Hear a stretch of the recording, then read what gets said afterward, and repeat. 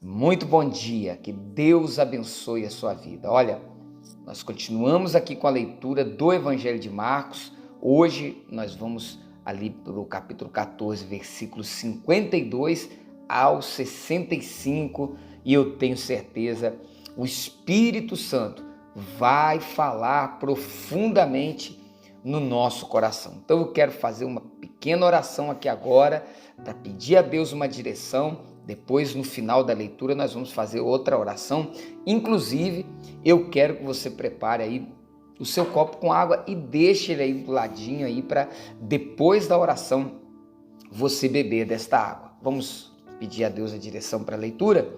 Senhor, em nome de Jesus, pedimos que o Teu Santo Espírito nos dirija na leitura e meditação da Tua palavra para esse dia de hoje. Amém. Glória a Deus. Acompanhe aí a leitura. E levaram Jesus ao sumo sacerdote. E reuniram-se todos os principais sacerdotes, os anciãos e os escribas. E Pedro seguira-o de longe até o interior do pátio do sumo sacerdote. E estava sentado entre os serventuários, aquentando-se ao fogo, e os principais sacerdotes e todo o sinédrio procuravam algum testemunho contra Jesus, para o condenar à morte, e não achavam, pois muitos testemunhavam falsamente contra Jesus, mas os depoimentos não eram coerentes, e levantando-se alguns testificavam falsamente, dizendo: nós o ouvimos declarar: eu destruirei este santuário edificado por mãos humanas, e em 3 dias construirei outro, não por mãos humanas. Nem assim o testemunho deles era coerente. Levantando-se o sumo sacerdote no meio, perguntou a Jesus: nada respondes ao que estes depõem contra ti? Ele, porém, guardou o silêncio e nada respondeu. Tornou a interrogá-lo o sumo sacerdote e lhe disse: és tu o Cristo, o Filho do Deus bendito? Jesus respondeu: eu sou. E vereis o Filho do Homem sentado à direita do Todo-Poderoso e vindo com as nuvens. Então o sumo sacerdote rasgou as suas vestes e disse: que mais necessidade temos de testemunhas? Ouvistes a blasfêmia? Que vos parece? E todos o julgaram réu de morte. Puseram-se alguns a cuspir nele, a cobrir-lhe o rosto, a dar-lhe murros e a dizer-lhe: profetiza. E os guardas o tomaram a bofetadas. Olha só, né? Que situação injusta, né? Uma coisa é eu, é você, somos nós sofrermos uma injustiça, tá? Porque nós não temos o conhecimento. Primeiro a nossa justiça, ela não é completamente justa, né? Por isso até mesmo que a gente leu ontem, eu até vou ler daqui a pouquinho ali 1 Pedro, quando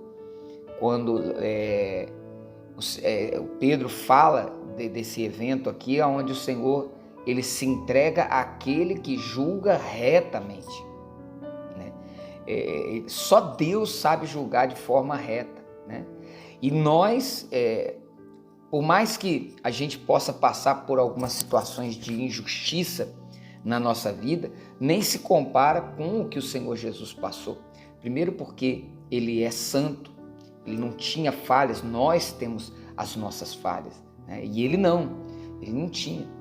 E é interessante, e isso nós precisamos guardar no nosso coração, que Ele guarda silêncio. Mesmo as pessoas, mesmo ele estando rodeado de um clima de falsidade, mesmo ele sabendo ali que tinha ali, era tudo um teatro, o rasgar da roupa do sacerdote ali, tudo um grande teatro. A sentença já estava dada e ponto final. E Jesus sabia disso.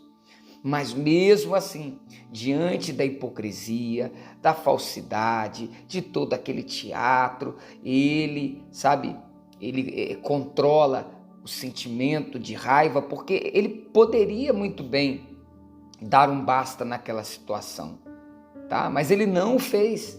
Ele poderia sim dar um basta naquela situação, mas por que ele não fez? Por amor a mim, por amor a você, por amor a nós pecadores. Por isso ele não deu um basta naquela situação, mesmo podendo. Suportou todo aquele ambiente, sabe, de tanta hipocrisia, de tanta mentira. Você vê que eles procuravam testemunhas ali, ninguém acertava com o outro, não dava as coisas, mas o objetivo era condenar Jesus. Até o horário em que foi feito o julgamento, na noite, na madrugada, tudo ilegal segundo as próprias leis deles mesmos. Eles infringindo todas as suas próprias leis com um só objetivo: condenar Jesus, eliminar, tirá-lo do caminho deles, tá?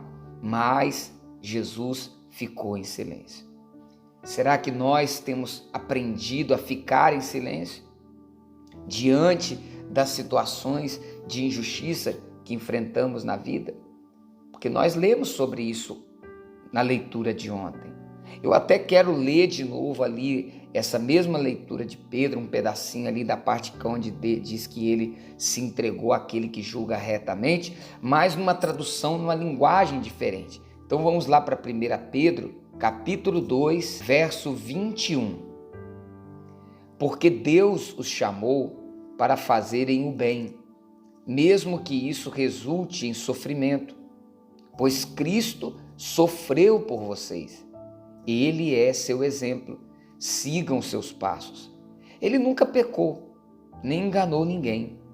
Não revidou quando foi insultado, nem ameaçou se vingar quando sofreu, mas deixou seu caso nas mãos de Deus, que sempre julga com justiça. Olha só, mas deixou seu caso nas mãos de Deus, que sempre julga com justiça. Quando o Senhor fica em silêncio e quando o Senhor manda que a gente fique em silêncio também, não é para a gente passar a mão sobre a cabeça do culpado, não é para inocentar o culpado, não. É apenas para que a gente confie naquele que realmente sabe julgar com justiça, tá bom?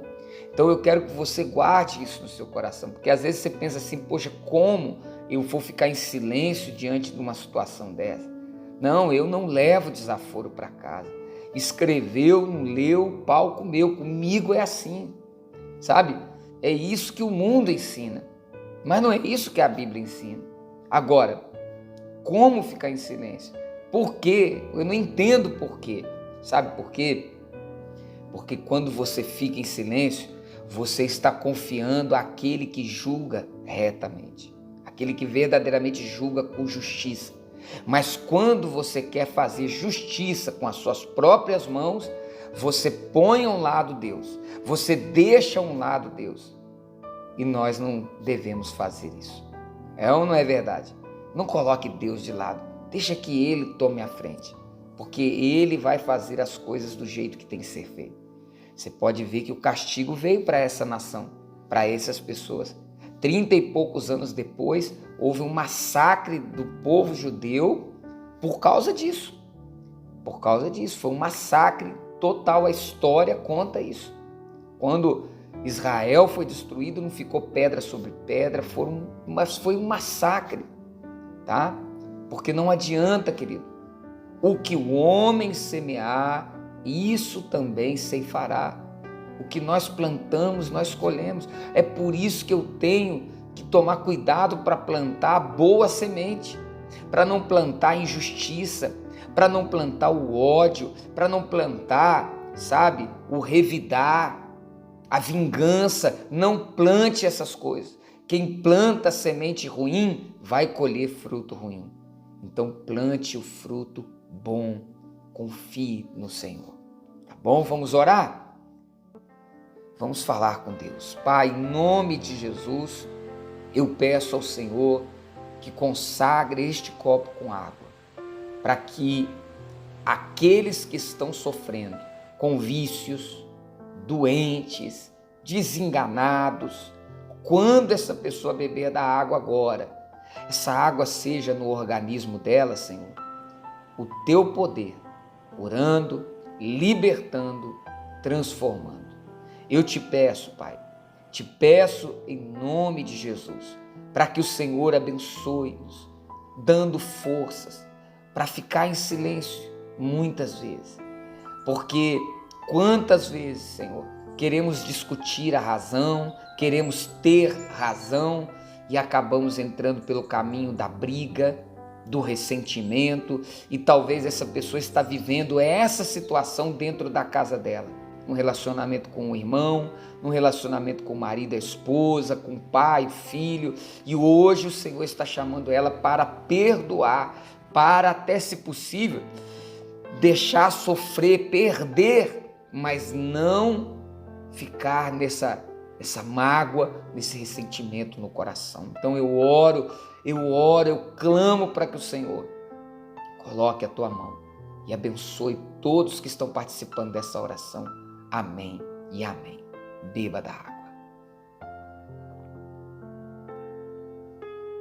Glória a Deus. Olha, que Deus abençoe a sua vida. Amanhã nós voltamos para mais uma leitura da Palavra de Deus.